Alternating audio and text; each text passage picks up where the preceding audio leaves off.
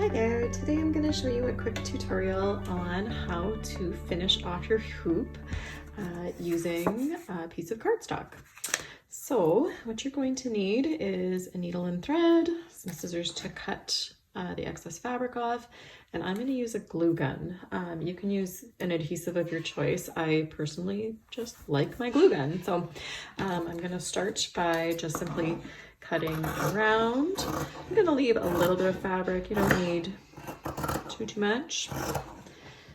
Just trim that excess off, leaving, I don't know, about an inch, 3/4 of an inch to an inch or so. Doesn't have to be exact, just so long as you have enough fabric to get your needle and thread through so that you can cinch it in, you're good to go. So, as you can tell, mine is not a perfect circle there, but it will work. Okay, so what I'm going to do, lovely from the front. Actually, this one's not too bad from the back. Generally, they're a little messier, and that is okay, right? That is okay. Okay, so now I'm going to take my needle and thread. I'm using, oops, some vinyl for you. I'm just using regular thread for this. So you can, of course, use an embroidery floss or a color that matches your project, but you're not going to see it, so it doesn't actually really matter. Okay, so what you're going to do, just starting anywhere I've already tied a knot in my thread here, I'm just going to go around, around the whole thing here.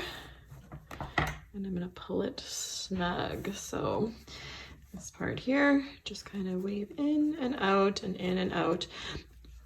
Stay kind of close to the edge of it, just so that it has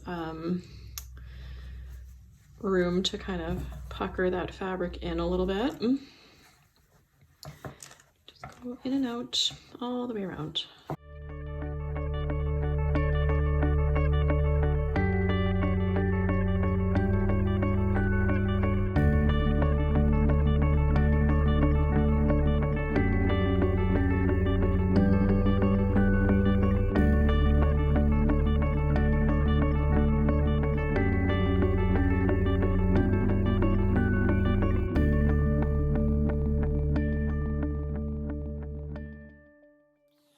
Gonna go over my first spot just a touch more. Okay, so you can see now that's pulled really nice there. My dog wants in. Should we let him in? Okay, and we're just gonna wrap that around there just to fasten it off. Again, the nice thing with hoops is that they rarely are gonna get a lot of wear and tear, so I'm not too concerned about making sure that that knot is really too solid, because it'll be fine. They're not gonna be abused. Okay, so now I've already warmed up my glue gun here. So this part, especially depending on the size of the hoop, you want to work fairly quick, because yeah, you don't want that glue to dry before you can get your circle on. So I cut these circles just using, I have a circle cutter, and then I just stamp that on. And if you want to write on them or do anything, I suggest you do it before you put the backing onto your hoop, because it's going to be harder to write on afterwards. So okay, so here we go, quick as we can. And I like to get it fairly close to the edge, but it doesn't have to be right on the edge. And this is also another thing where, because quick is more important than exact, because again, it's not going to be seen. Now we just want to make sure that that's centered-ish. Excellent. Ooh, that is hot. Hot, hot. I love my glue gun though.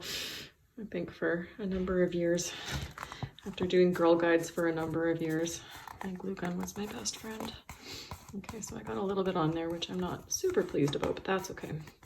No biggie. Awesome, that adhered really nicely, and I'll see if my little glue eraser will get that off without ruining it.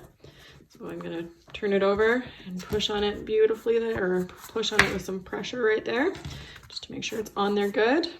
And now, look how lovely that is. All done. So that's just a really simple way to finish off your hoop.